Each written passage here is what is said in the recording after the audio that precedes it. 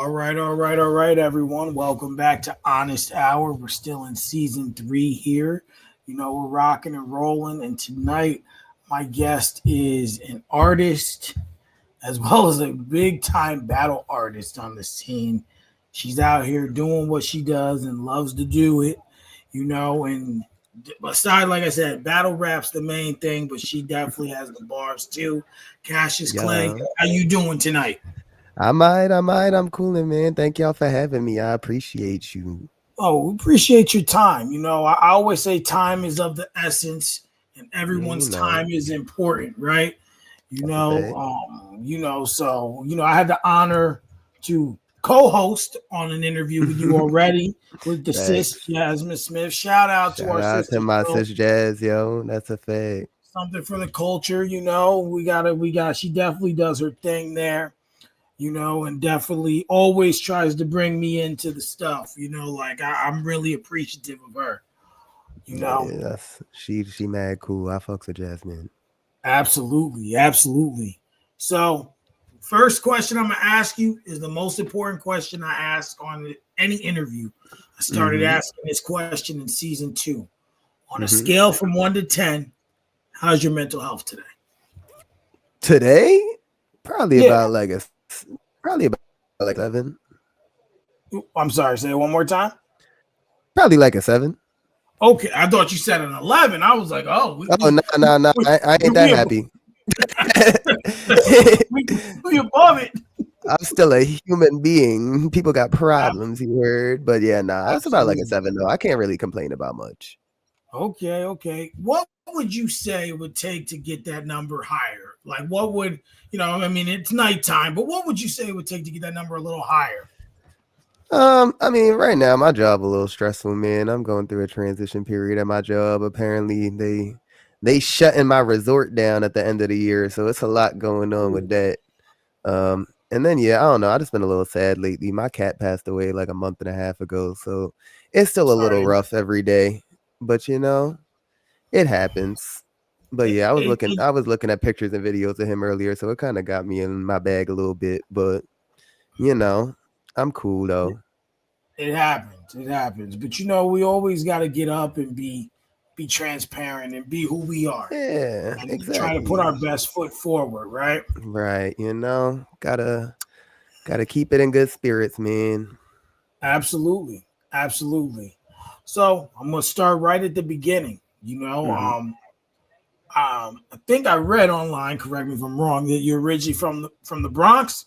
Facts, that's a fact. Allerton and Olinville, baby, right off the 2 Okay. train. Okay. I remember you saying when we spoke before that you had kind of transitioned and moved Hmm. around a little bit. So Yeah, just, I was all over New York, man. That's a fact. But I was born in the Bronx. I moved out to Long Island when I was a kid, so I was back and forth from the Bronx and Long Island a lot. Um, but yeah, my mom ain't want me to go to school and shit in the Bronx, and her boyfriend at the time lived out in Long Island, so we lived out there with them. But I would go to the Bronx every weekend though, so that was always fun. Got to stay with my aunt and my godmother and my godbrother and sister and shit like that. So it was cool to see all my family out there. But yeah, I was born in the Bronx, lived in Long Island, went to high school out of Westchester County, which is like 20 minutes out the Bronx. yeah. And then yeah, when I graduated high school, I went to school up in Buffalo for like a semester, and then I Oh moved wow. down to the yeah. Then my mom, she didn't want to live in Westchester no more because she usually work in like movies and TV and stuff like that. She do wardrobe, so she's usually working in the city. So she just ended up moving us out to the city. So we ended up living in Manhattan for a little bit, and then yeah, we ended up moving to Brooklyn. And after that, I moved out of my mom's house and started bouncing around New York a little bit. So I lived in every part of Brooklyn pretty much, besides Brownsville and Flatbush. And Okay. then yeah, and then I moved back to the Bronx for a while, and now I'm living out in PA. But yeah, I did a couple months in Ohio. I've lived in Florida for a little bit. I've been around, man. You've moved from place to place and done what you've had to do. Yeah, we out here. We doing some things. Life is meant to be lived. I can't stay in one place, but I got that from my mother. So. Absolutely. Absolutely. So you moving around like that a lot. What was that like? Because that's a I mean, lot it of was different cool. experiences, people, things like that. I mean, I did majority of my moving around when I was already an adult. So it's just like when I was a Okay. kid, my mom didn't want us moving around too much. So it's like when I lived out in Long Island, we was out there until I was in the fourth grade, and we moved out there when I was 3. So it's just like we was out there for like when I like 7 years. Oh, So it's just wow. like yeah. So we was out in Long Island for like 7 years, and we lived in Westchester for until I graduated high school. Um, so then yeah, so from fifth grade until I graduated high school, which is probably another like 8-9 years. Um, yeah, and then my freshman year of college is when we moved out of Westchester. So yeah, it was a good like 9 years that we was out there. We moved out there in 2002. I moved out in 2011. So yeah, we didn't move around too much when I was a kid. It was more so when I was an adult and I was like kind of living on my own and shit because my credit terrible, so I can't really get apartments like that. So you know, Oh, but yeah. yeah, so I was doing a lot of subleasing and shit like that before I got a spot out in the Bronx, and then yeah, during COVID, I ended up moving in with my girlfriend. So and then now we live out in Pennsylvania. So Okay. Okay. Okay. I ain't mad at that. I ain't mad at that. So, what was like your family like? Your parents. You have any um siblings or anything like that? yeah, I got an older brother. So my mom has 2 kids. She got me and my older brother. And we lived with her our entire lives. But my dad, he got I don't know how many other kids he got. The only one that I know about is the only one I know about is my little sister Destiny. I know that she has siblings on her mom's side too, probably from my dad too. I don't know, but I do know that she does have her own like little sisters and stuff like that. So, but yeah, I know that I have a little sister on my dad's side and an older brother on my mom's side. But my mom's side of the family was big as hell, so it's just like I grew up with a lot of people. My aunt Brandy is like my second mother. Like pretty much like yeah, my family's huge, and we was all pretty much one with each other. But my aunt Brandy was like the closest one to me and my mom and my brother. Like so, because when I lived in the Bronx, we used to live in her house. It was 5 of us in one Yeah. apartment, man. It was we had to make it do what it do. But yeah, so shout outs to my aunt Brandy though. But yeah, my family big as hell. I love my big family. I wish I knew my dad's side of the family. Um, Right. but my mom's family big enough for everybody, so I ain't mad at it. Family gatherings was lit. I got like a million damn cousins, so I had a lot of fun growing up. And now we the Oh, ones with the kids now, which is crazy. that's how it goes. Life happens so fast, and you Yeah, start except me, I don't like, got no damn kids. Fuck them kids. But well, you smart. You smart. yeah, I'm good. No, thank you. Like I'll borrow someone's Yeah, kids. right. Like, you Exactly. My gotta niece and give them nephews back. love them to death. My friends' kids, they like my nieces and nephews. I call them that all the time. I don't got my brother don't got no kids. My little sister don't got no kids. So I don't got no actual nieces and nephews. But my friends' kids, I love them to death. Will gladly watch them whenever they want me to. But nah, I'm Mhm. good. Do not do no. I don't want one living in my house.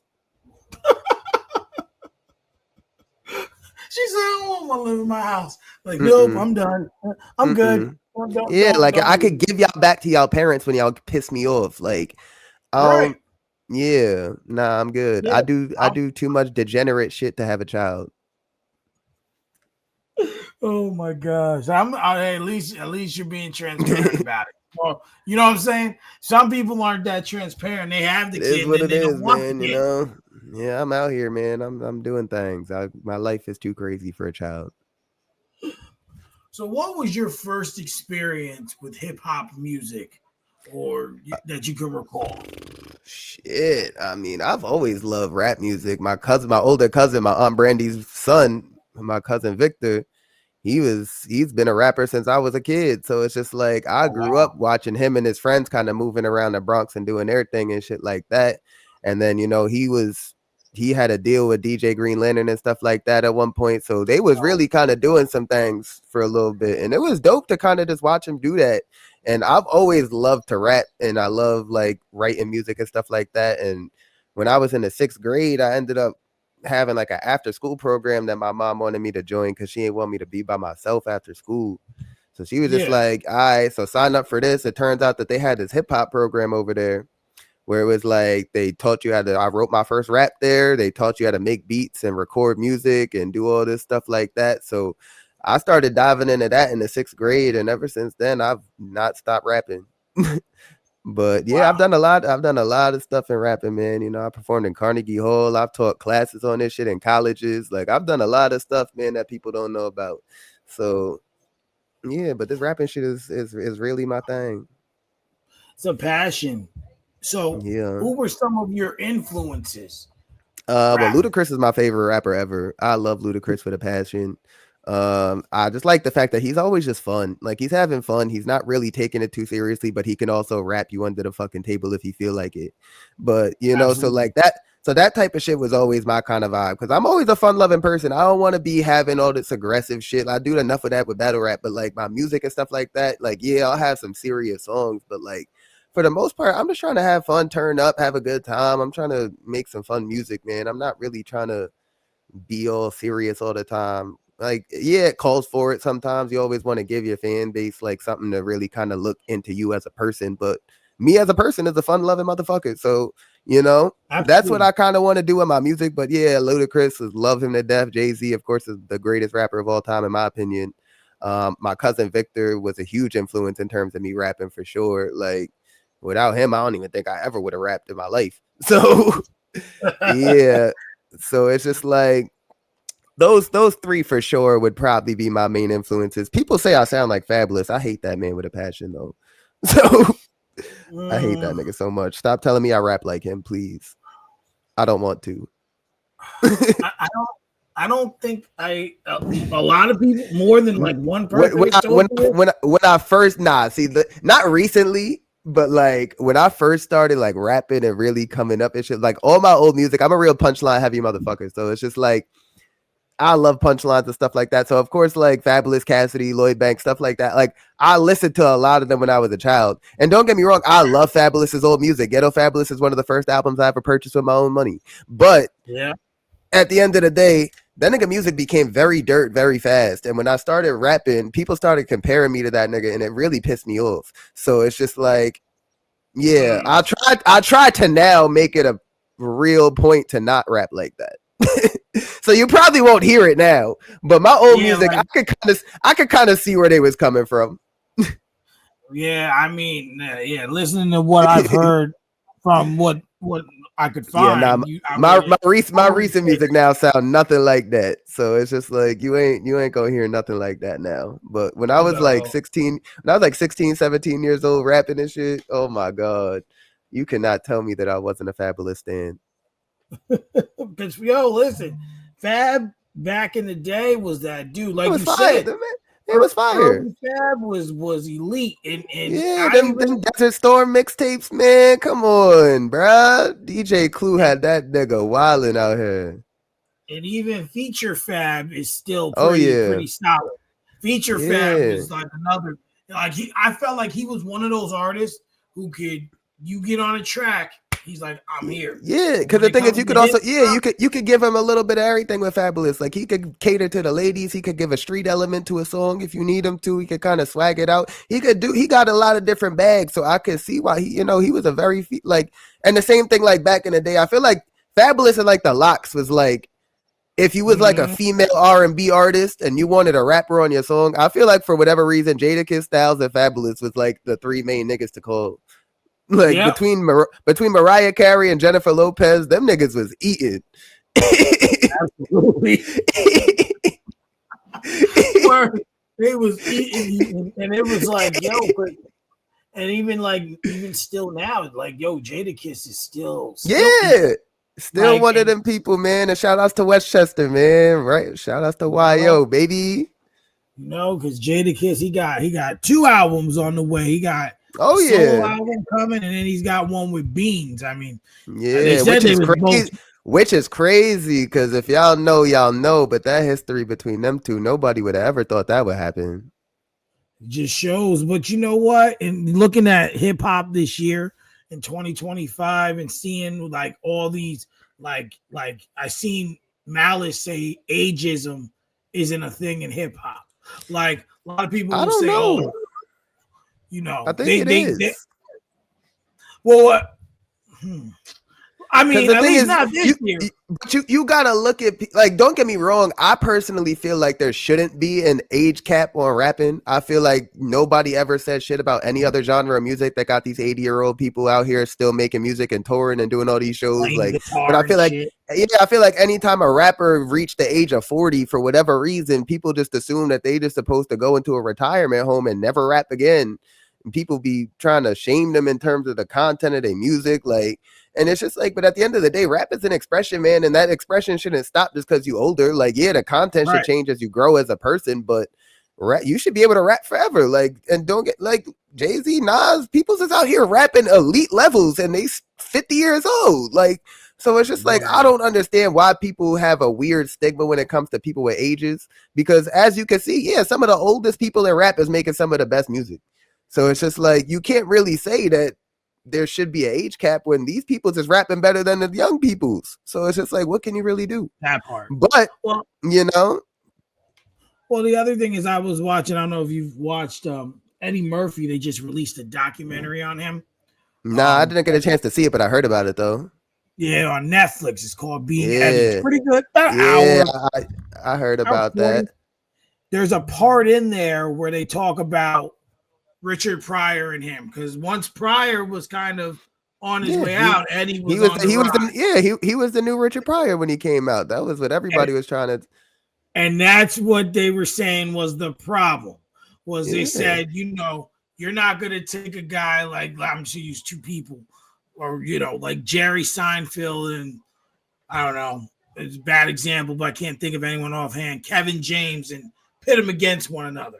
But when it came to Eddie and Pryor, why couldn't there be two? Right? Right. Because it's just like, yeah, there always got to be the top dog for whatever reason. And I feel like us as a people, we need to get out that mentality, because there's room for everybody to eat and there's different lanes for everybody. So you shouldn't have to just say this one person is the only person that's allowed to eat here. And I see that a lot when it comes to female rapping too. Like, for a long time, Nicki was the only person that was allowed to do shit. And it's just like, now I feel like there's so many more girls that's out here doing a thing that it's just like, it's showing that there's room for everybody. You got Cardi, you got Glow, you got Meg, you got all these people that's really at the top at the same time. So it's just like, and it's that, in my opinion, is a dope thing to see. And I feel like for such a long time, like, even when a new girl would try to come out, nobody was trying to give them the time of day, because Nicki was still out here doing what she do. And don't get me wrong, that's nothing to take away from her, because she deserved it. She was the best rapper at the time. Yeah, she earned that shit. So at the end of the day, I'm not mad at it. But what I really was kind of mad at was the fact that they made it seem like nobody else was allowed to do their thing. And it's just like, that doesn't do nothing for the culture in terms of moving it forward. Because it's just like, yeah, she's at the top, but if there was room for more people to come in and do what they think, she can retire at a point. It's making it seem like she can never stop doing this. And that's also another thing, in my opinion. People got to know when to hang it up. And I feel like she kind of at that time where she kind of need to pack it up. But people to this day is still making it seem like nobody but her can make music. So it's got her dropping trash music. And it's not true. I think that her last album was good. It was better than I expected. I thought it was better than her last releases for sure. I would say that. I feel like there's a few good songs on there for sure. I wouldn't say it's a great project overall. Like, I liked a few songs on there. Like, there's probably like 5 joints on there that I really fucked with, like heavy. But it was definitely a better overall project than her last few releases, though, in terms of rapping. Absolutely. And when I'm looking at the females, like right now, I've been obsessed. I've been telling people about Shay Noor. I started listening to her. I love Shay, man. Shay is fire. Oh man. And then Shay is fire. And she can rap. Like, that's she got bars. I fucks with Shay. So there's her, there's 7 Times the Genius. They just did an album together. Oh, I ain't peeped that. I don't know who Shorty is. I gotta look her up. I'll tell you, she's released 3 joints this year, and one of them is that collab album. Bet. I'm gonna check it out, because I fucks with Shay. So if she fuck with Shorty, I'm pretty sure I'll rock with it. You got the 2 of them. There's one artist out there. Her name's Saroc, which is spelled SA-ROC. Okay. The daughters. Oh, you putting me on right now. The daughters. Oh, hold on, I gotta look it up. So you know, and you know what? I'll even message them to you after the interview, so you can. Yeah. Send me But some now links, that's man. Definitely gonna gonna check them drive me out. crazy. Ciroc. I heard her. Like I be just going through Instagram and finding people. Yeah. Nah, To I feel that. share. I'm that way with comedians, man. Like, cause I'm a big comedy nerd, so I love like watching stand up comedy. So like my entire Instagram feed now is just comedians and shit, and like it's great. I love it, cause yeah, this dude Josh Johnson. I don't know if you've ever heard of him. He's been like a new host of the Daily Show on Comedy Central. Yeah, that nigga is hilarious, cause it's just like he's just like mad like.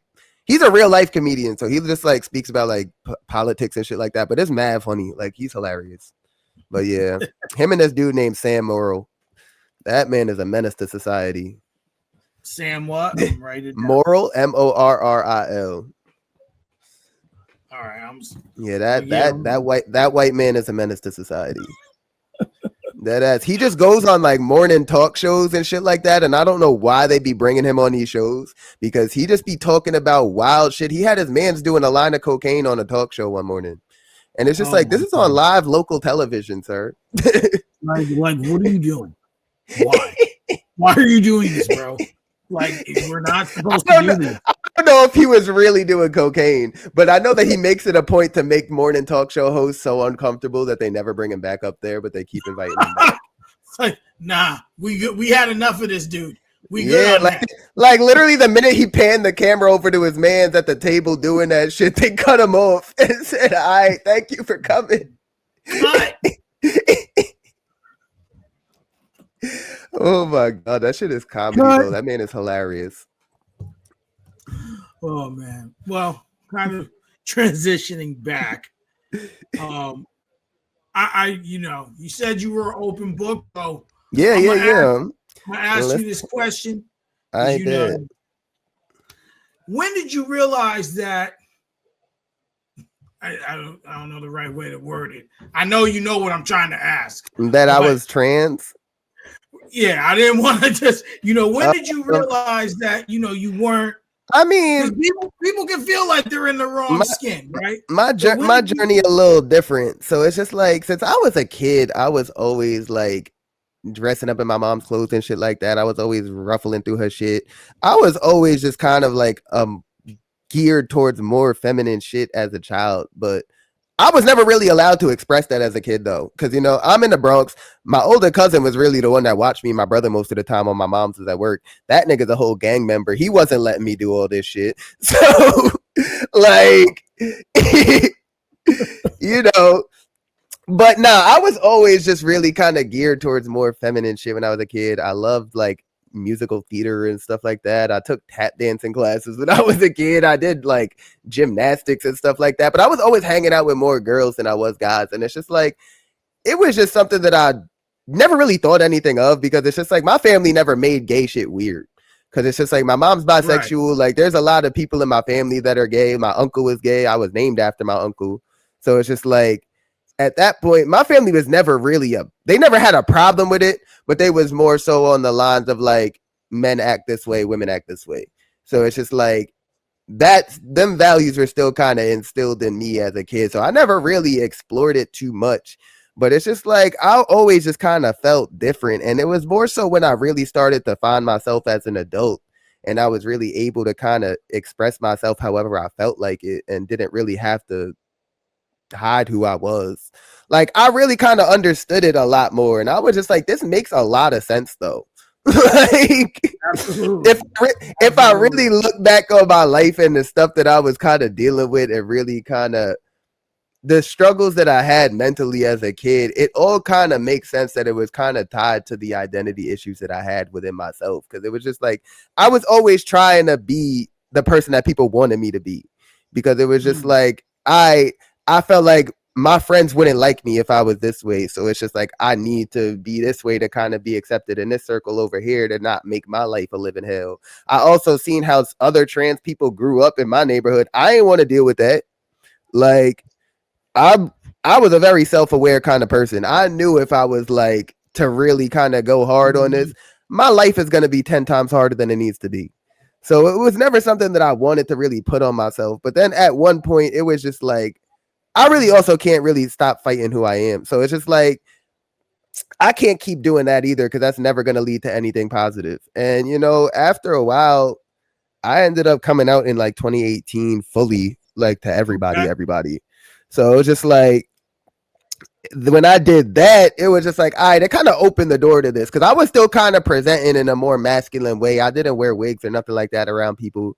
Like, so it was just like, I was still kind of presenting more man, you know, that's really what it was given at the time. But I really just said, fuck it at one point. So it's just like, if we gonna do this, we gonna do this. Like, right. I don't really, I'm tired of this shit. Like, it got to a point where now, like, people in battle rap were starting to move a little weird with me at one point. So I just said, fuck it. If I'm going to just still be here, I'm going to just be me. And whoever going to rock with it, going to rock with it. And at that point, people fucks with it. Like, I got real motherfuckers in this game that'll kill you for me. Like, so at that point, like, I didn't really expect the support that I got on it, though, if I'm going to be completely real. Like, I ain't think that I would ever be able to battle rap ever again. Like, and don't get me wrong, I don't feel like I'm going to be on URL anytime soon or nothing like that, just because that mainstream battle rap fan base still ain't ready for this, in my opinion. Like, even with my brother J2, who's like an openly gay battle rapper, but the thing is, at the end of the day, he's still a masculine man at the end of the day too, though. So I feel like it's more acceptable for him to be on URL in terms of that aspect, as opposed to me, who's a full trans woman in a wig, freaking nails and all that shit, talk about how they about to shoot you in the face, even though I will. So, you know, so I get where people's is coming from with that. It's not really like what people expect when it comes to battle rap. Like, when people think battle rap is started in the street, they have a real big street element to it. So they don't think that people like me should be there. But, you know, I think that with J2 opening that door and being on URL is warming people up to the idea of more people like that being a part of this culture, just because I think people are starting to understand you ain't gonna fucking catch the gay. It's not contagious. Like, you can battle a gay person or a bisexual person, a trans person. You can battle somebody in the LGBT community and it's not gonna affect your life in any sort of way. It's just raps. Like, we all rappers, we all write. We just want to prove that we the better rapper. Nobody wants to turn you gay. Nobody gives a fuck about your stupid ass kids. Nobody cares about none of that. So it's just like, now I feel like battle rap is warming up to the idea. Like, as you can see, I'm still booked all the time. I'm booked for a battle every damn month at this point. Shit, I'm on Queen of the Ring, which is the biggest female battle league in the world. So it's just like, at that point, I feel like there's no telling to what can come of this in the future. But I'm just happy that I could kind of be a part of ushering that into the culture, because it's just like, I ain't want to take on this responsibility, and I was very vocal about it, and I really didn't want to be labeled that, which is another reason why I never really was like this in battle rap, because it's just like, this was never something I wanted to be labeled as. Like, because once you put yourself in a box, it's hard to get out of it. And it's just like, I wanted to be known for being a good rapper. I didn't want to be known for the gay shit. I didn't want to be known for being trans. I didn't want to be known for that. That's not something that I need to overshadow my rapping ability. Like, but now everybody knows I'm a good rapper. I rap better than 90% of y'all. So it's just like, there's no denying that at this point. So it's just like, now that's why I feel like it was kind of easier for me to have the support that I have now, as opposed to somebody who was trans their entire life and just decided to start battle rapping. Like, because people already knew who I was. They knew my character. They knew me as a person. They've been around me all the time. And me as a person never changed just because I threw a wig on. Like, I might look a little different, but I'm the same person that I've always been since y'all knew me. So it's just like, I feel like it was a lot easier for me in terms of that. But I also feel like, you know, we got opportunities for other people like that. Shout out to my sister, Drachnis Shock. She's a trans battle rapper out of Maryland. But she's been on iBattle, which is a really, really big notable league in New York City. She's been on Pit Fights, which is the major league out in Maryland where she's at. So it's just like, these types of things are happening now, and it's just really dope for me to be a part of it. Well, I appreciate the transparency. No pun intended. I see what you did there. But, you know, it's one of those things where, like, just kind of alluding, right? Like, like for example, when you look at things, there always had to be a black guy, right? Yeah, And and we had to open that idea, and now it's right, it's a June 7th. normalizing situation, and it's just like, but I Now, feel like now that people see it, I feel like people look at it a little bit differently though, because yes, you're 100% correct. I feel like the way that they're doing it now is more so not to just throw it in everything that they're doing. It's more so just to kind of make it normal for people to just see this kind of person there and not think anything of it. Like, but I feel like when people look at people putting LGBT people and shit, now all of a sudden there's a gay agenda. Everybody's trying to make the world gay. It has to be in everything. Why is this in my children's shows? Like, it's just kind of dumb, because it's just like, if you look, like you said, at what we went through as black people coming up, and we needed to have the same thing done for us in media. Like, nobody was really that accepted of having a black person on an all-white show. Like, there was certain things that you got to warm people up to the idea of having. And at the end of the day, this is still not something that's fully accepted across the board. So until that's a thing, yes, people are going to still put LGBT people in media. They're going to keep putting it out there and putting it in people's faces, because at the end of the day, we deserve representation as much as everybody else. And nobody should be upset at the fact that we get in that. Everybody got their time to shine. It just so happens to be ours. So, right. Like, and it's not like anybody trying to push nobody else out though. Right, and that's just it. It's kind of like, once again, that documentary they talked about when Boomerang came out, right? Yeah. And it showed a whole bunch of black people in a business, right? And then they talked just about, like, where did they do this at? Like, right. But then the people were saying there were no white people, and then saying that, but Eddie made the comparison, well, Boys in the Hood, there were no white people. I don't hear you saying that. Nobody complained about that, but you see us in a setting that you feel is only for y'all, and now y'all got an issue with it. And which it's just like, which brings me back to your other point, is once you're in a box, it's hard to get out of it. Right. And that's where they looked at us as nothing but thugs and criminals, and they wanted us to only play those kinds of roles. If we're not playing somebody that's shooting up a spot, being an alcoholic deadbeat father, doing some dumb shit on the street, like, that was the only roles that we was ever getting for a long period of time. So it's just like, yeah, that shit is mad whack, because it's just like, how else are we supposed to grow as people when there's actually black people that are in these environments? At the end of the day, they deserve to be shown. So it's just like, don't be mad because you don't want your black coworker to have the same light as you, just because you feel like you're above the black man in the office that you walk by every day and smile in their damn face. Like, that shit whack, man. Everybody has a way to eat, man, and everybody should just be nice to everybody. There's no need for all this shit. Absolutely. And it's like, it's just like, I say, I see people. I don't care if you're black. I don't care if you're white. I don't care if you're gay. I don't care. Whatever you like to do, that's on you. I see people. And I'm not even going to lie. It took me time to get there. It did. Yeah. As it does with everybody. Right. And I had an experience that caused me to think it within the standard, right? Yeah. Like, someone inappropriately touched me.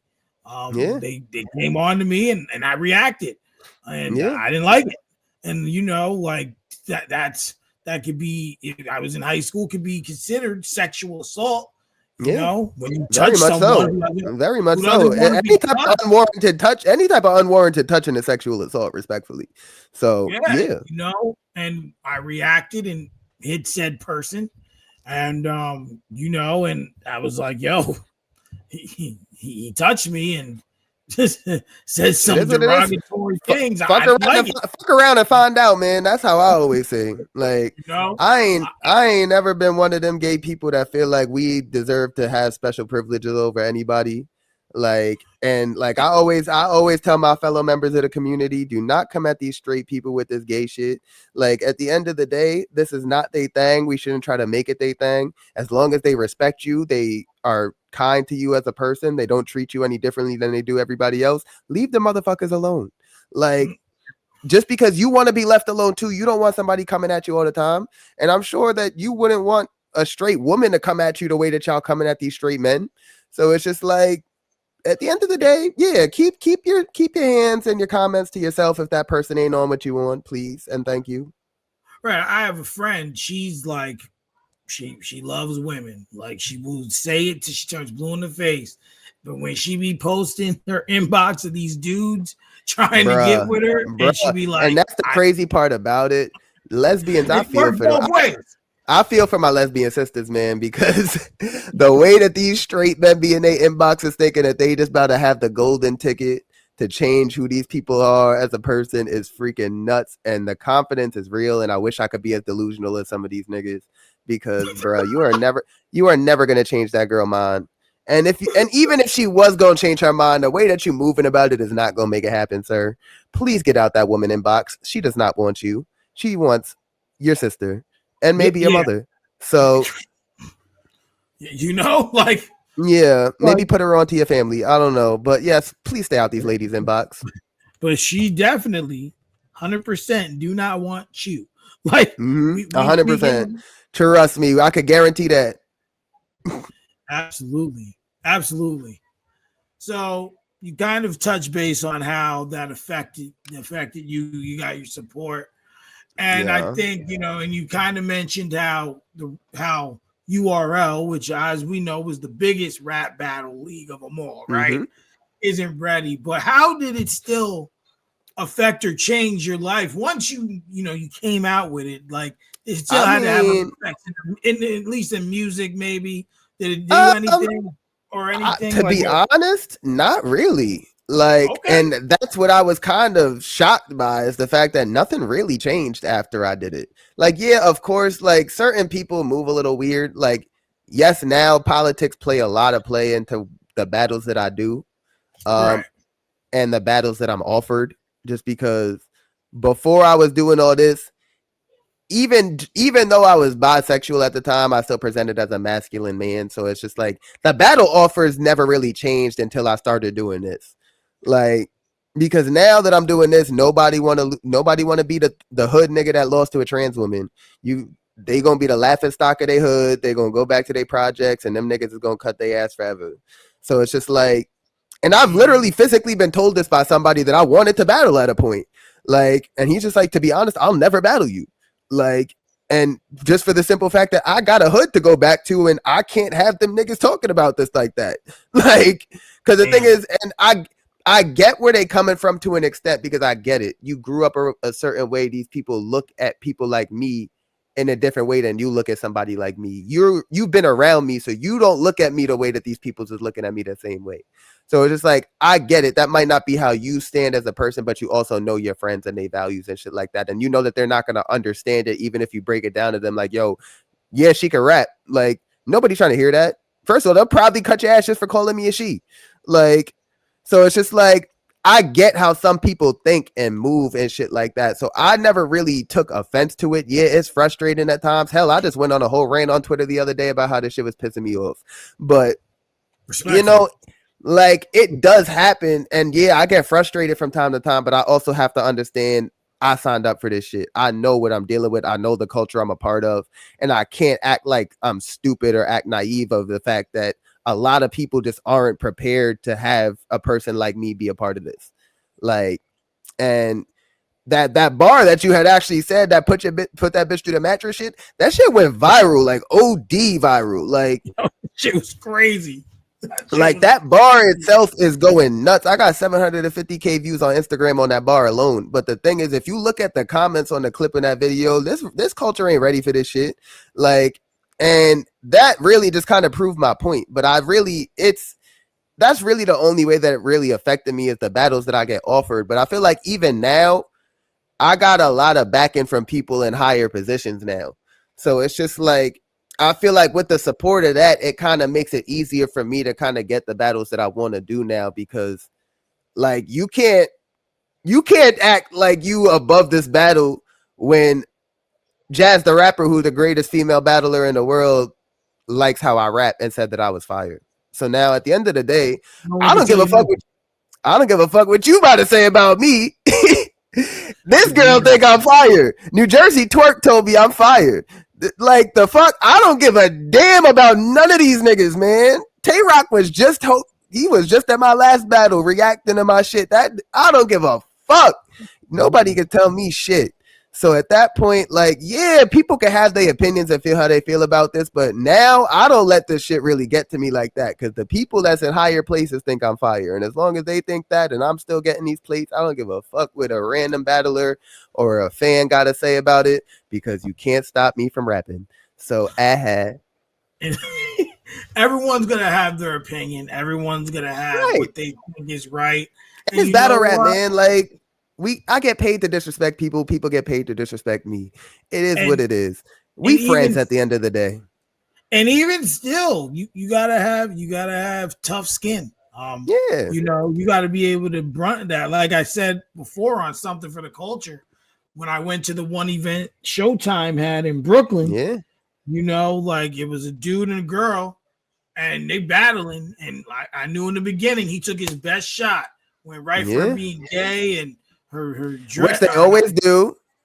Yep, I was like, oh, I said to my friend, I'm like, he's gonna lose. He's like, how do you know? I said he took his best shot in the first round of a 3-round battle.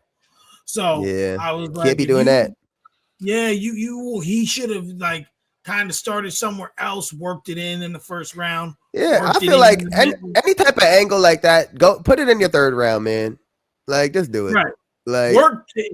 You wanna do it like if this is the focal point of your battle, make this the last thing people hear from you, because it's gonna be the best shit that you had the entire battle, and it's the last impression that you leaving on people. So now what people is gonna remember you for is the best shit that you had the whole battle, because it was the last thing that they heard from you. They might forget anything that you said in them first 2 rounds, but that third round is going to stick with them, though. And that could also sway the opinion of a battle. People might say that you won based off that last round, because if you clear somebody in the third and them first 2 rounds wasn't a clear loss for you either, now you can't make an argument that I lost this battle. Because, sorry about that. Nope. Because I look at battle rap, and maybe this is a weird analogy, but you said you like comedy, so you'll understand, is comedy, when they stand up, meaning, right? They kind of work an angle, right? They work towards something.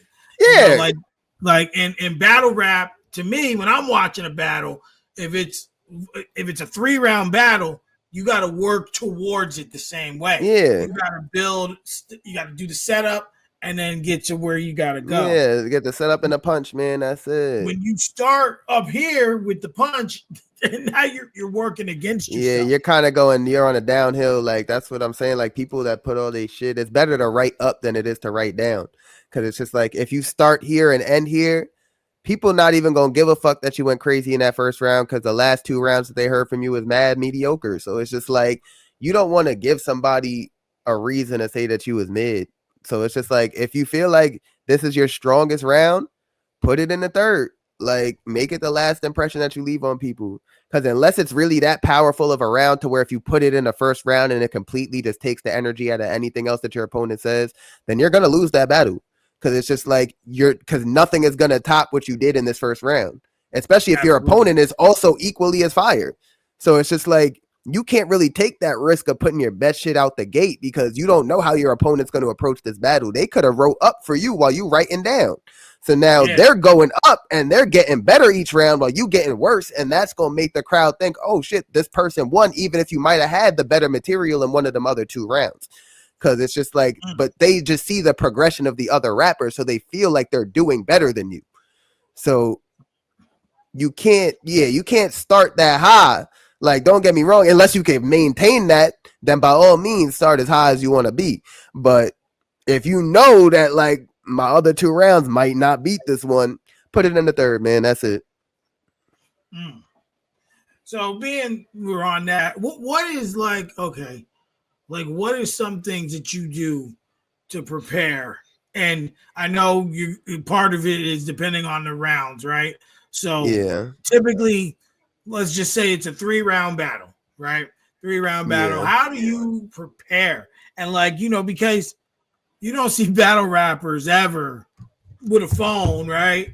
Like, you know, or with like notepads. So like, what are some preparations that a battle rapper has to do? Oh shit! Nah, everybody I know write they raps in their phone. I'll tell you that right now. I write all my raps. Okay, I've never seen it personally. This shit right here got the key to any battle that I got right now. So yeah, I write all my raps in this phone. But yeah, nah, every battle rapper that I know either write their notes in their phone or they is somebody that can write in their head and they just kind of keep their material up there. I don't know how the fuck people do that. I can't do that shit. I smoke way too much weed. Niggas is bugged out. Niggas is wildin'. I need something to remember by because the moment that I say some fire shit, if I don't write it down, I'm gonna forget it and I'm gonna be mad. No. So, but yeah, nah, I mean, realistically, when a battle get locked in, most of the time, I'll write my first round the minute that shit get locked in. I'll probably start writing some shit, bang out that first round in like probably like an hour and not even think about the battle for until probably like the week of the battle. I'm not gonna lie. Wow. I be procrastinating like a motherfucker. I'm terrible. My preparation is ass, but it gets the job done. It's fine. I'm okay. But yeah, I'm not gonna lie. I'm one of them people that is I'm just a motivational writer. So unless I really have motivation to write for you in that very moment, I can't force myself to sit down and say, I'm gonna write this round today. Like if I have zero motivation to write something, it's just not gonna happen for me. I'm gonna end up forcing it and it's gonna be trash. So I really just kind of need the motivation to want to write some shit in that very moment. But once I get that motivation, I could write a full 3-round battle in probably like a couple hours. So it's just like if I but like shit, I write around in 30 minutes. I've done it plenty of times. It's been very hectic. Don't get me wrong. Don't try that shit at home, people. But yeah, there's been times where like somebody backed out of a battle while I'm on the way to an event. And I just said, fuck it. I'll do the battle. I'll write a whole round on the way there. And then by the time I get there, take like 20 minutes, go in the back, go over the shit a couple times, memorize it, and then I'm good to go. But I'm kind of an anomaly in battle rap though. I wouldn't say that a lot of people could do that. A lot of people could try, but not a lot of people could succeed. And I wouldn't recommend it. I really think that everybody should give themselves at least 3 weeks to prepare for a battle. At least give yourself a week to write, a week to memorize, and then a week to kind of get the performance of it down.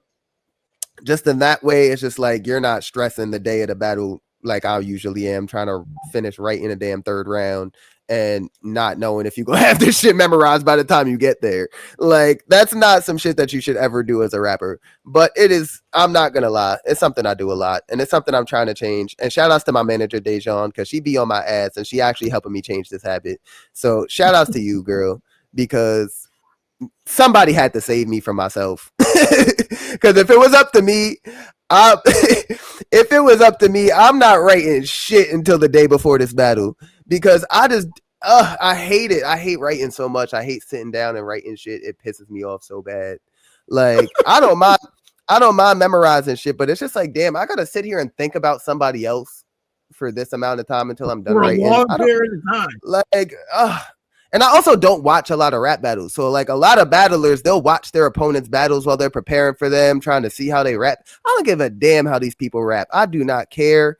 I really don't. I don't give a shit what you about to say to me. I don't care what your opponents have said to you. I don't care if I say something somebody else said because they're not going to say it better than I did. So at that point, fuck it. Like, but yeah, I'm not sitting down watching 50 battles. Like, because some people just like me, I have 70 plus battles. If I'm my opponent, I'm not watching this shit. The fuck? You got me fucked 70 battles, hours of battles. Yeah, this is days worth of content. You're not doing that. I'm sorry. No, thank you. I'm good. Like, I'm not sitting there and watching niggas rap. But most of the time, anybody that I battled, I've seen them rap in person before. So it's just like, I at least know how you rap already. It's not like I've never watched a battle from yours. If I've never seen you battle before, I might watch a round just to kind of get a gauge of what I'm dealing with. But I'm not going to sit there and watch a full battle. I'm not going to watch your opponent's round. I'm going to watch how you rap. And that's pretty much it. I'm going to watch a round, get a gist of what you about, and that's about it. But like angles and shit like that, unless I know something personal about you already, I'm not doing homework. I'm not going on your social media. I'm like, I hated school when I was in it. I'm not going to do schoolwork outside of it either. The fuck? Like, I failed out of college for a reason. I did not do homework. I'm not doing it.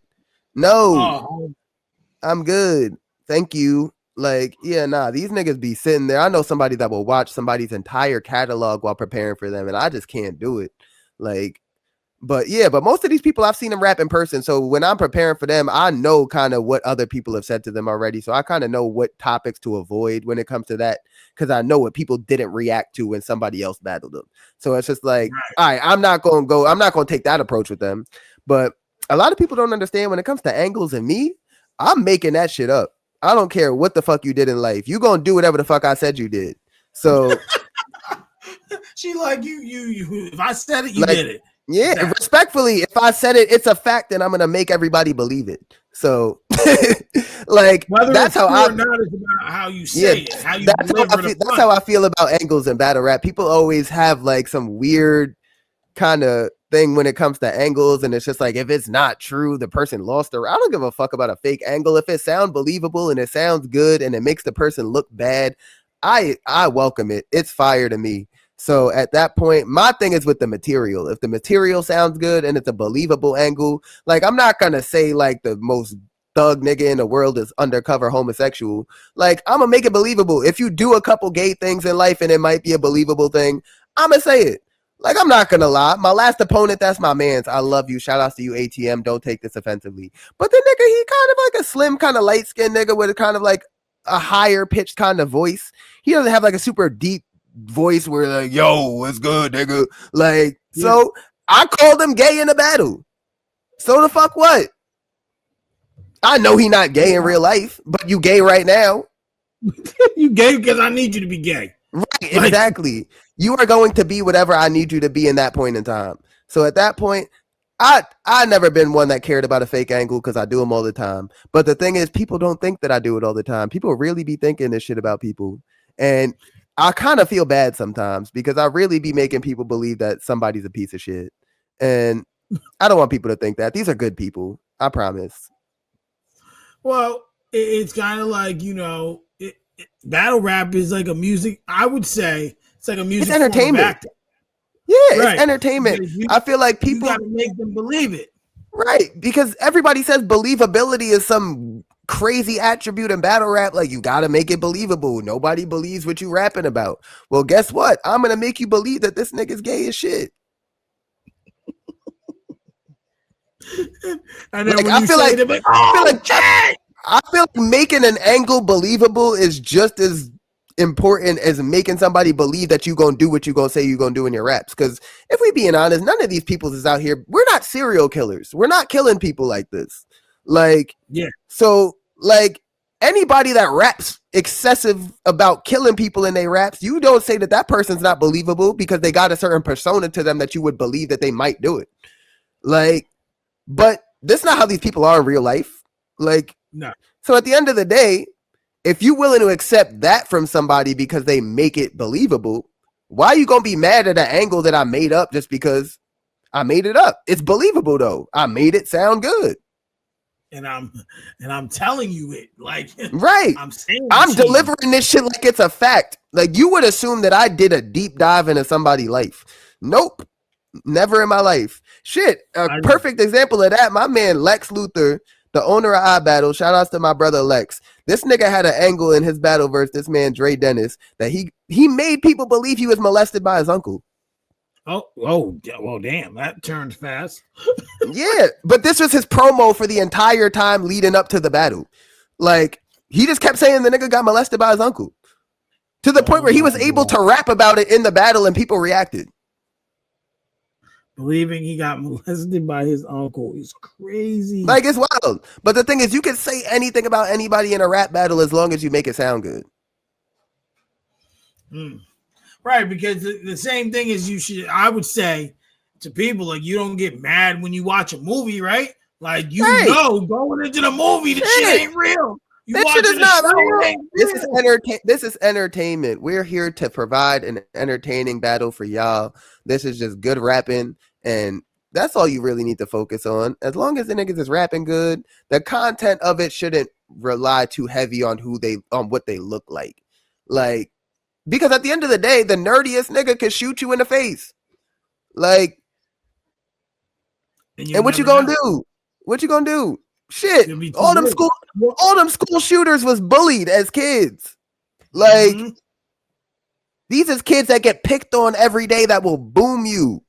So it's just like, What makes you think that somebody ain't like the fuck? So you can't tell me that anybody can't shoot you. Anybody can own a gun in the world as long as you got a license for it. Shit, even if you don't got a license for it, you can get a gun.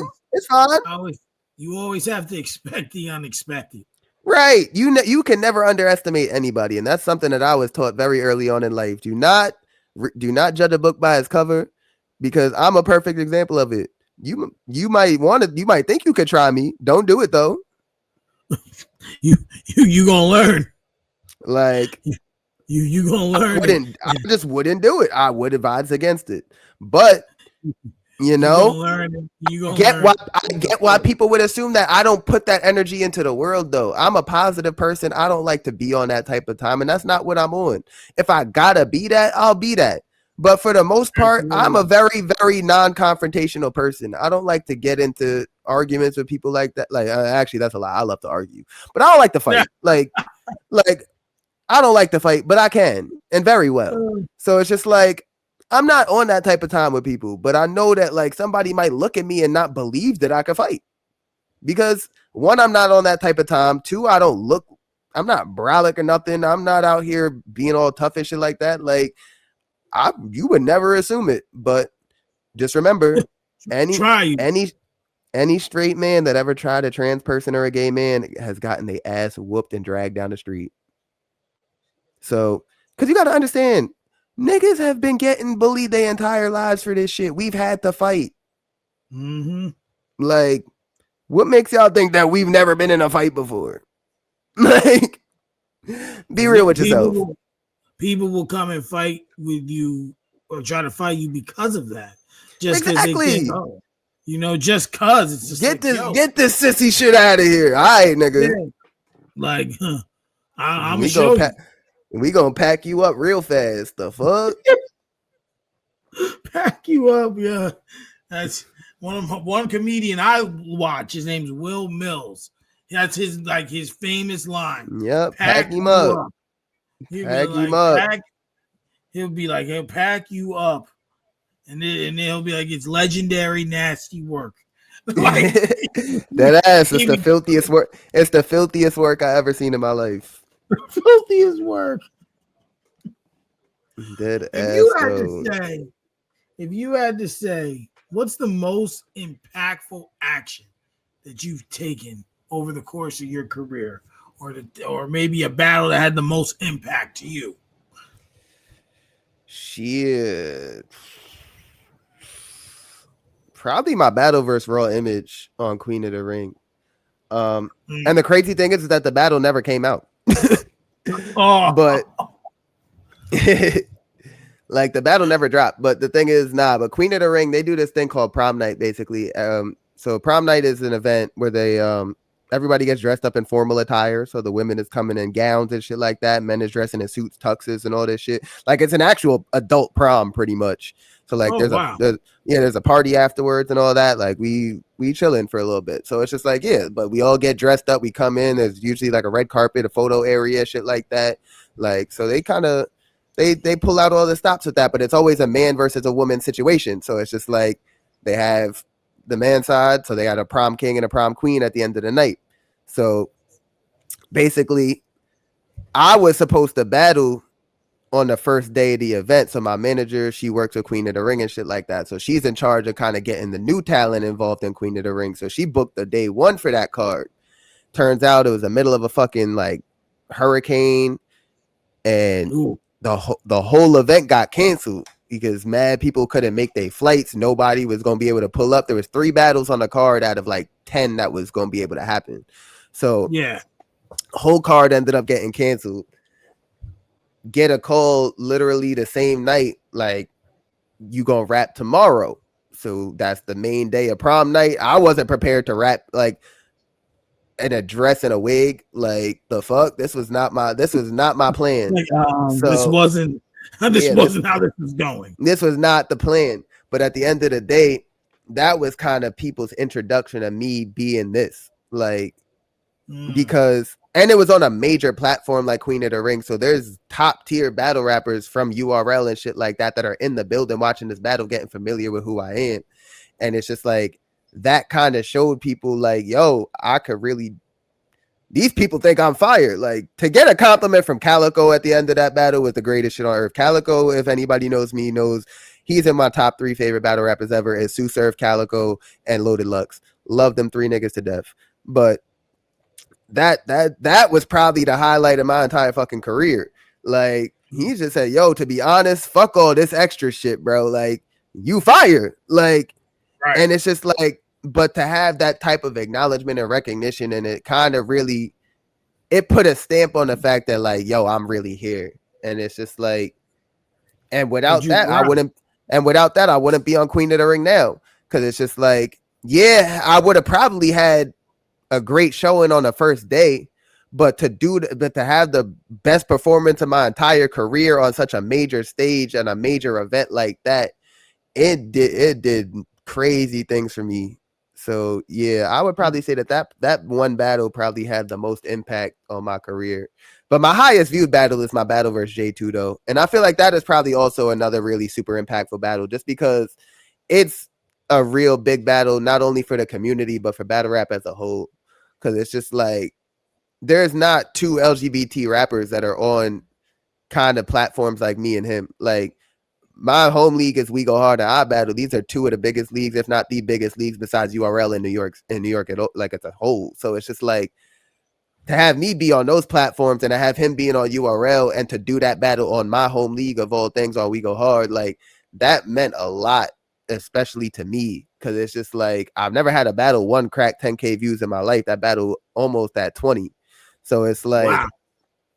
So it's just like, it's a really, really big deal to have that happen for me. And shout outs to J2, shout out to my dog Polo Paul for even booking the battle, because me and J2 was trying to set that battle up for years. Nobody was trying to book it. Everybody said, yo, we'd want to see it, because it's like, I'm kind of, before J2 was here, like, yes, there's other LGBT rappers, but I feel like I was on the biggest stages besides him. So it's just like, nobody besides, like, of course, they had the mainstays before me. They had the Ty Whites, they had Tez Love, they had Cali M. Like, these 3, they kind of paved the way for LGBT rappers in terms of battle rap. But like, in terms of touching bigger stages, I definitely feel like I was the one that was on the bigger platforms at the time before J2 kind of came into the game. So to have me and him kind of meet in a battle, like, that meant a whole lot for the community, and that it shows in the views. Like, 16,000 people watched this battle. We had the most viewed battle on that entire event, and we wasn't even the main event.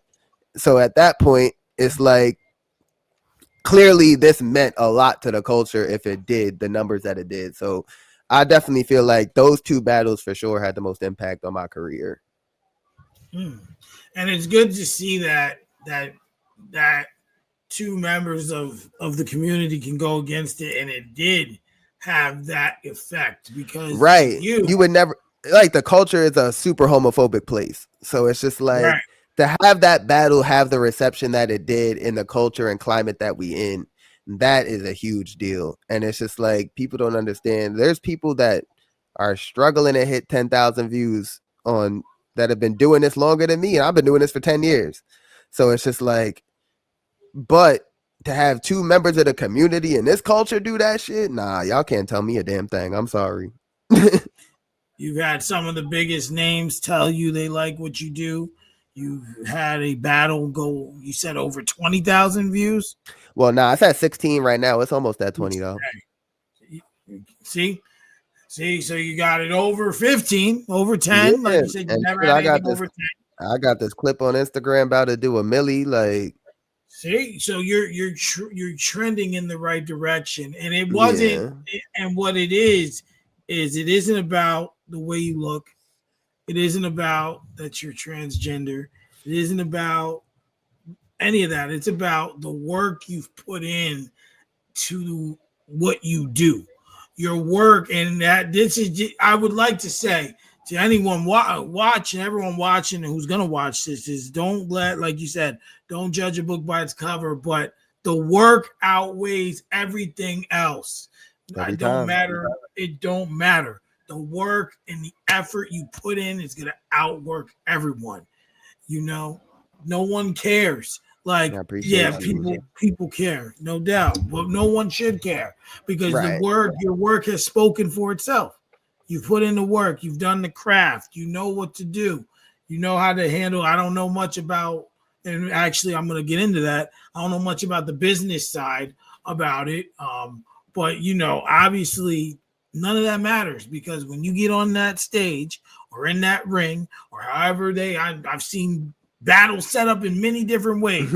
Yeah. You're there to do the job, battle the person, like you said. You get paid to be mean to people. You Do feel it, me? shake hands, and that's Complete that. the objective. That's it. So explain to me a little bit of what goes on behind the scenes business wise. Like, like for example, I don't know how much of boxing, if you watch any boxing, Yeah. but there's Yeah. a lot of that goes into boxing, right? A lot of Yeah. promotion, a lot of business in everything we do, or in all forms of entertainment, I should say. What are some of the things business wise that go on behind the scenes in a rap battle that people don't know? I mean, I'm not gonna lie. I feel like a lot more recently, for whatever reason, I don't think that it should have been. But a lot of the business side of battle rap has been exposed to the general public, just for the simple fact, like people is now knowing how much niggas is getting paid and shit like that. Like, I don't think that information really needs to be made public, just because, like, people could get a weird, skewed view of what people should be getting paid in battle rap based on somebody else and what they got, because you don't know what they negotiated to get what they got. So at the end of the day, like, if you pocket watching out here and you feel like, oh, this person got $1,000 to battle, I only got 300, what the fuck? But at the end of the day, you don't know what that person negotiated. You don't know how many tickets they sold. You don't know how many pay-per-views that they sold.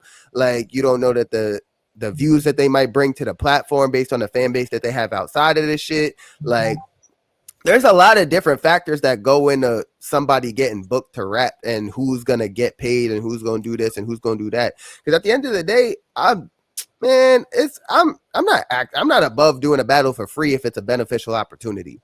So it's just like, and I've never been that kind of rapper to where it's just like, like, as long as you get me there, if the opportunity is worth it, I don't give a fuck about the back end of that situation, because I'm getting a trip to a place that I probably never been.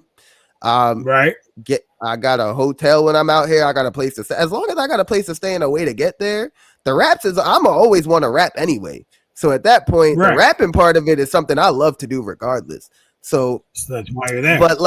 But I feel like a lot of people, they gotta focus on really branding themselves and kind of getting the promotion out there to where they become a ticket seller and people is coming to see them. Because if you can't prove that somebody coming to see you, why should a league owner pay you any type of money? Because you can't prove that you're gonna make them that money back. Like, so it's just like, I feel like a lot of people don't really know how to negotiate in terms of getting paid in a battle. And like, but you could just say, hey, look, all right, you don't got to pay me right now. Maybe don't give me a deposit right now, but give me 10 tickets. So I sell these 10 tickets. Let me keep whatever I sold. Or I'll give you 20%. I'll keep the rest type shit. So it's just like, all right, cool. Or I could charge my own price for the tickets. You get whatever the ticket is worth. I keep the profit on the ticket. Cool. But I know a lot of people that'll just do a 50-50 split with the league. They'll give them these 10 tickets. You sell 5, you keep 5, give me the other half. We good. Okay. But the thing is, you also got to understand the bigger leagues have bigger budgets too. So it's like, sometimes you might get paid more on this league just because they have more money to play with, as opposed to maybe the smaller league in another town that might not have as big of a budget to work with. So you also got to be aware of the league that you're working with too. And I'm never somebody that's not going to be able to work with somebody. Like, yeah, I got a booking fee for sure, but I'm always willing to negotiate, like I said, based on the opportunity that's presented to me. So if you make this a beneficial situation for everybody, I might take a little pay cut to do the battle just because it's beneficial for everybody. You get a good battle on your platform. I get a beneficial opportunity out of this shit. Everybody wins. So it's just like, I feel like more people should really look at it more from that standpoint, as opposed to I deserve this, and if I don't get this, I'm not doing shit. Like, because a lot of people feel like they worth more than they are in the sport as it is. So it's just like, people be just delusional about how much they worth in this shit. And it's sad that certain league owners, they be like, I've seen league owners literally go on live and break shit down to people like, yo, like, y'all are bugging. Like, the fuck is the matter with y'all? And the thing is, these league owners they're the ones that are looking at the analytics of the videos that they put out. They're the ones that are booking these events. They know how much money is flowing in and out of this event. So it's just like, and they know how much they gonna make off of you. So if this person is made aware of this shit, you can't just go in there making mad demands like you can get that back for this person when clearly statistics have shown that you can. So Absolutely. It is what it is. But I feel like a lot of the business side has really been exposed to that, but I feel like a lot of people still don't understand it. Like, and they just kind of see, oh, I've been rapping for such and such amount of time, I deserve to be paid off of that, just off of longevity alone. But the thing is, a lot of people don't understand, just because you've been rapping for this long don't mean that you really did shit. Like, there's people that have never had a main event battle in their life, and they've been doing this shit longer than me. Like, so it's just like, at that point, just because you've been here for 10 years don't mean that you deserve anything, because clearly the elevation ain't there. So it's just like, if you're not even showing signs of progression over the course of 10 years, why would a league invest in your talent? Like, you got to make it make sense for everybody. And that's what a lot of people fail to do, is make it make sense for the league. They just want it to make sense for themselves. So it's just like, if the league and the artists work together, I feel like a lot more people can be paid eventually in this battle rap shit. But the thing is, people don't want to work on branding. They don't want to work on bringing eyes to the league and bringing more people into the platform and shit like that. They just want to get something for themselves and not try to help out the league that's booking you. Because at the end of the day, the league ain't going to have no money to pay you if you can't bring nobody through the door. So it's kind of like, it's like a yeah, one hand wash the other. That's it. Like, at the end of the day, everybody got to have a beneficial situation for everybody. The league has to be able to profit from this, and you also have. Yes, I get it. As an artist, we all want to be compensated for our talents. We all feel like we're worth something, and that's not saying that you aren't worth what you're asking for, but you got to make it make sense, because sometimes you're not worth what you're asking for. Look, and listen. Even like with business acumen, right? With me doing this show, I had a person. There was a point where I was like, I've been on the fence doing some different things. I had a person reach out. They wanted to come on the show. Mm-hmm. The person was a little controversial, but I had thought about doing this thing where if I was reached out to, I would charge a fee, right? Right. If you're asking me to come on, I don't know you. You know, it ain't nothing personal. It's just that you're asking me for my time, right? You know. Versus, I've had, I wouldn't be surprised if certain people said the same thing to me. Right? I wouldn't put that. You came to me, right? You came to me. So at the end of the day, you're looking to benefit off of what I got going on. So at that point, yes, I should be compensated for this, and I do the same thing in battle rap. If a league owner that I've never worked with, had a conversation with, have zero rapport with, like, if you hit me up to do a battle, yes, I'm gonna need money for it. The fuck? Like, you're not just gonna come and ask me for my services and just think that I'm just gonna just do it off the strength. I don't know you. Like, why would I do that favor for you? Like, that doesn't make sense to me. Like, so it's just like, yeah, if you come to me with any type of battle that you want to make happen on your platform, yeah, we can do it, but it's gonna cost you. That's it. It is what it is. But like you said, you came to me requesting my time. Like, I ain't come to y'all. Yeah, and that's what it came to. So this person was just like, yo, how I'm like, well, I'm gonna charge you a fee. Let me tell you, I was like, listen, you're gonna get at least, and I try to keep my interviews most times between an hour and a half. Right. And then I said, okay. I said, you get that?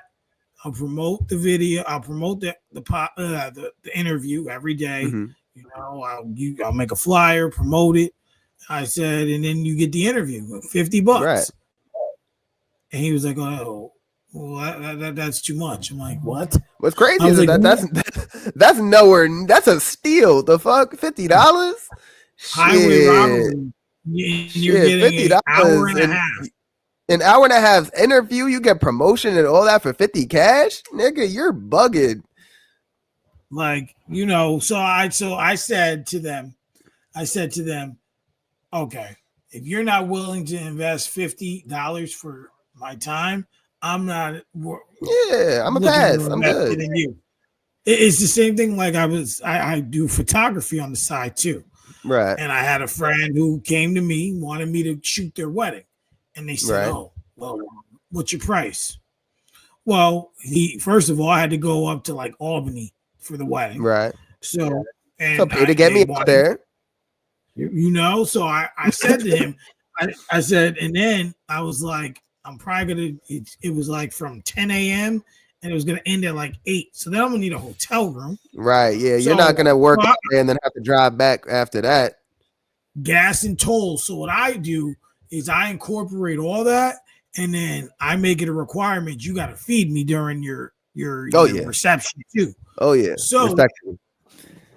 and then, but people don't understand is when you taking pictures, the job ain't done after the wedding. I got to go home and take hours editing. Yep. I said $4,000 to do the wedding, and I said, and then I charged an extra $1,000 for the expenses. So $5,000 to do this wedding, right? He's like, oh, but we're cool. I thought I was gonna get a better price. I'm like, go out there and see what you can find. I was about to say, because you ain't getting much for a solid wedding photographer that really know what they doing and could give you a solid product. Yeah, you might not get nothing under no 8. Like, so he came back to me and was like, yo, the lowest I found was 9.5. Can we negotiate? I said, I want 9. I'll give you 9,000 now. He goes, oh, I'll just go with the guy that's 9.5. I'm like, well, yesterday's price ain't today's. I was like, you had 5.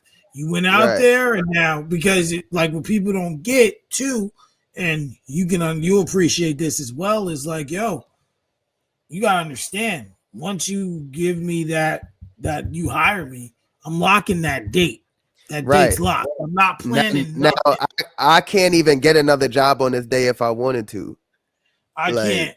Like I said, and I'm doing this podcasting too. Let's just say someone wants to do an interview that day, and they're like, yo, I got this big interview for you. Can you do it? Right. I can't. Yeah. Now, let's say now something happens and now I missed that. Now I got to be compensated still because I told him, I said, yo, to hold the day, you're going to have to give me 60. Yeah, there's a deposit. There's a deposit every time. Hell yeah. Same thing with battle rap. If I'm going to set aside a date for your event and I'm not going to take no battles during this month or this day, like, yes, you're going to need to lock that in and you're going to have to pay to lock that in. I don't even start writing until a deposit gets sent to me.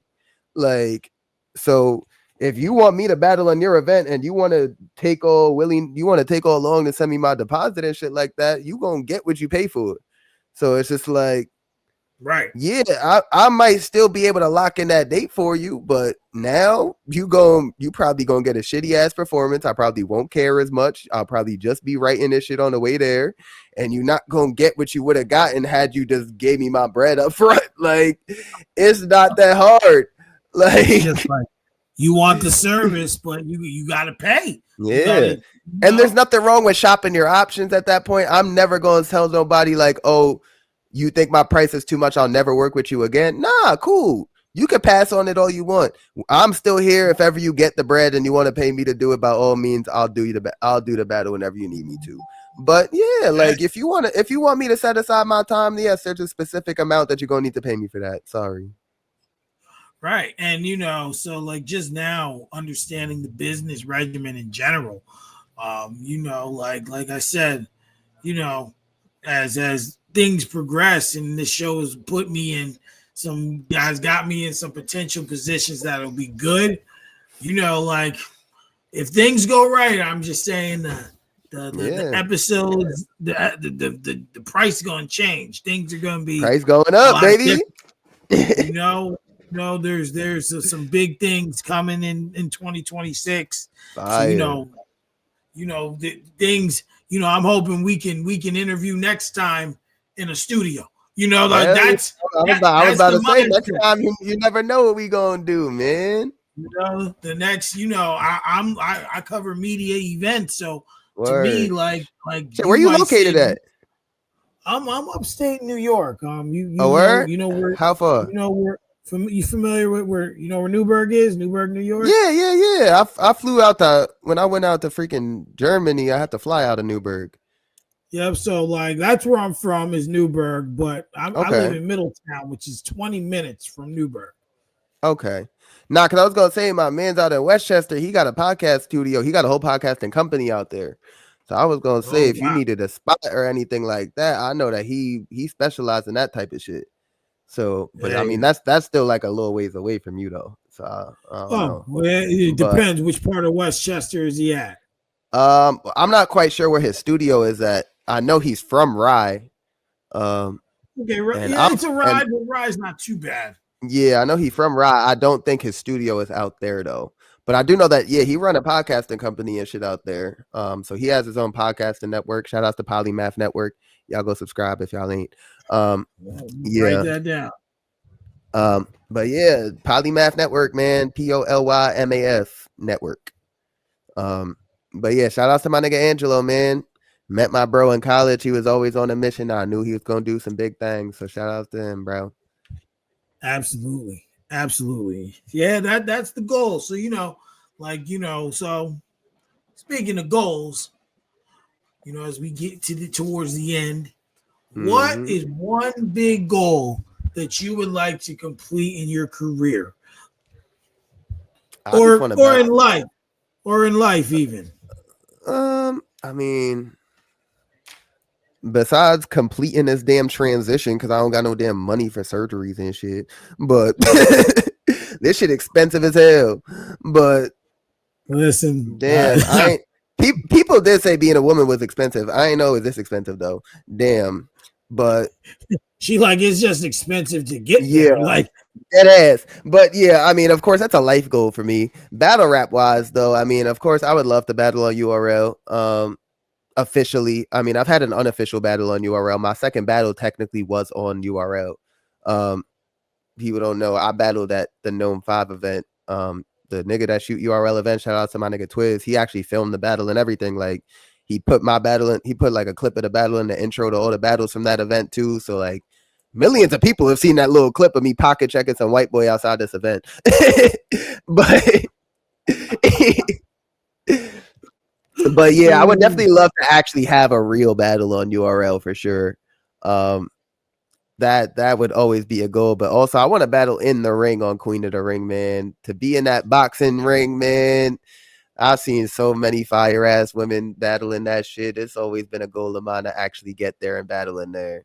So hopefully, Queen of the Ring bring the ring back, so then that way I could get in that bitch. Cause yeah, they already told me y'all ain't seen the last of me. So I already know I'm gonna be back, but I want to be back in that ring though.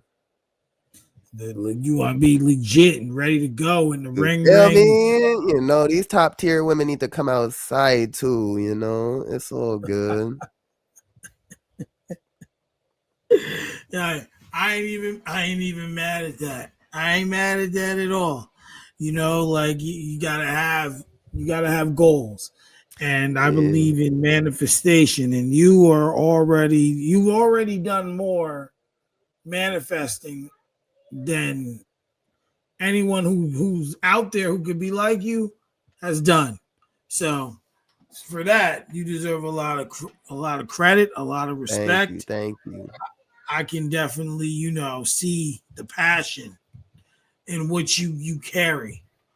Which brings me to: is there any dream battles you have? Anyone out there Shit. that you dream or like, I dang, I'd like mean, to battle him or her or whomever. shit. I mean, in terms, I would love to battle Jazz the rapper. I mean, I love Jazz, man, and she's been a real cool person in terms of battle rap. Just even just kind of like just chopping it up with her, man. Because like I met Jazz when she was kind of first coming up too. So it's just like I've known her for a minute. So it's just like that would always be a dope battle for me to want to do because she was just one of the ladies that I've watched from like the beginning of her career type shit. And I always just thought that she was just so fire.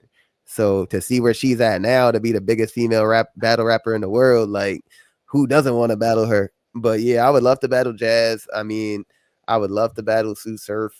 Um, Eventually, I would love to battle uh Lou Castro. That's a really, really dope battle that I think I would want to do. Um, Terms of my home league on We Go Hard, I would love to battle my nigga King Money. Um, King Money is just such a really, really dope, underrated battle rapper in my opinion, man. This nigga, he says some of the most fire shit I've ever heard, man. But he's just been my favorite battle rapper at We Go Hard since I've started watching the league, and that was always my end game battle from the moment that I set foot on that platform. So, hopefully he don't stop rapping before I could get that battle. But that, to be honest, the King Money battle, I want to do more than any top tier battle, period. Like, that battle for me is like a true actual like end game battle for me. Like, I could really just retire if I battle Money. Like, that's my guy. But I mean, I would love to battle Money. I would love to battle Chess too. Chess would be another fire battle. My nigga D-Dub. But yeah, these is mainly like home league battles though for me at We Go Hard, because like these is just We Go Hard legends. Like, I battled everybody in my class at We Go Hard with the exception of like 2 people who don't even battle anymore. So it's just like now at this point, I'm just more so focused on the top now. So it's just like, right.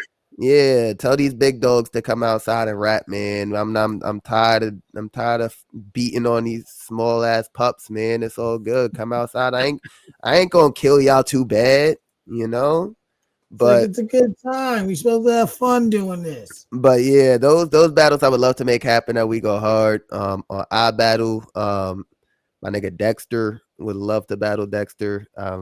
We gonna set that battle up eventually. We already locked it in pretty much. It's just really finding a date to make that happen. I would love to battle Appa. He's one of the newer battlers that's on the scene now, but he's become one of the biggest newcomers in the world at this point. He's about to battle in fucking Nigeria on URL. Like, this nigga's the GOAT. So it's just like he just won the URL tournament to get a spot on their roster and shit like that. Like, this man, he started in Twitter Spaces like 3-4 years ago. But in that short amount of time, this man made it all the way to URL. I would love to battle Appa though. Like, he's one of my favorite newcomers for sure. But yeah, those battles for sure are like all the ones that I really, really want to lock in. And then, of course, top tiers, you got the Sue Surfs, you got the Rum Nitties, I would love to battle 40 Bars. I would love to battle Jazz. I would love to battle Bonnie Godiva. I would love to battle Tori Doe if she's actually going to rap, because her last battle, as we can see, didn't go as planned. But, Yeah, I mean, if she chooses to actually want to rap, when she battled Chaina Ashley on Chrome 23, Remy Ma was so mad watching that battle because the bitch did not say a word the entire battle. Like, her opponent would rap, it would be her turn to rap. She would literally just say round. That's it. God. She would just look at the camera and just say round. That's it. But my thing is like, you might as well have canceled the battle. Why did you even show up? Like, I would have much rather somebody not show up and instead of get on stage and waste people's time. Because it's just like, I kind of get where you're coming from. You would rather show up and die with no material than to back out the battle. But at the end of the day, you still got paid for the battle. So it's like you're taking somebody money to get up there and not rap. Like, right. So it's just like, it's not like you did the battle for free. Yeah, it's not like you did the battle for free. Like, it would be different if you did the battle for free and fuck it, the league lost no money doing this. Like, but they paid you to do it, and you didn't do it. They paid you and your opponent. Your opponent took time out of their lives to set aside this date, right for the battle, prepare for the battle. They showed up and did their job. So it's just like, in my opinion, all the Tory money should have went to her opponent. But I don't know how that ended up playing out. But I just feel like shit like that was kind of whack. But outside of that one situation, Tori Doe has always been one of the greatest female battlers, in my opinion. So if she actually comes and wants to rap, I would love to battle her. You all for it? Hell yeah. That girl is fire. I don't give a fuck what nobody got to say. Outside of that bullshit, that bitch has never been whack. Like, so at that point, people can say what they got to say about that situation, and I would never push back on that because she deserved it. But that bitch has never been trash. So at that point, hell yeah. If she actually want to rap, we can rap. Hopefully, I'm manifesting. That's my word. Manifestation. All those battles are going to happen. They're going to happen. They're going to happen. Yeah. So I end each show with a positive ending message. It's a message from you to whoever's watching this. that's uplifting and positive and just really good. So go ahead, Yeah. whatever you got today. Um, yeah, anybody out there, man, if you got a dream, if you got anything that you want to accomplish in life, just do it. Like at the end of the day, I know that it sounds crazy to say just do it, but the thing is you could do whatever the hell you want to do. Like as long as you really work towards what you're trying to accomplish, you can make it happen. Like it might not happen when you want it to happen, and trust me, it's going to be a lot of down points there. You might fall, but the point is to get back up and keep going though. So at the end of the day, just really, really work towards the goals you want to accomplish, because trust me, with the amount of work that you put in is going to reflect in the goals that you accomplish in life. And if you don't actually work hard, you ain't going to accomplish nothing. So put forth that work, be out there, and also most importantly, be yourself while doing it. I ain't get this far by faking who the hell I wanted to be. Yeah, I might have suppressed it a little bit, but at the end of the day, if I can do this and I can be me and I can battle rap, I can do this. Y'all can do whatever the hell y'all want to do in this world. Cause trust me, this shit ain't easy. Being this and doing what I do is not easy. So I want to say, if I can do this, y'all can do whatever the hell y'all want to put your minds to. But at the end of the day, it comes down to being yourself and working hard and not letting go when you fall. Because if you really give up every time that you fall, how are you going to celebrate when you get back up? So it's just like, you just can't give up, man. Just go out there, do your thing, put your best foot forward. And even if in the end it don't work out, you could at least say that you tried. And there's nothing that anybody could take away from you if you try. But if you don't try, then the people win.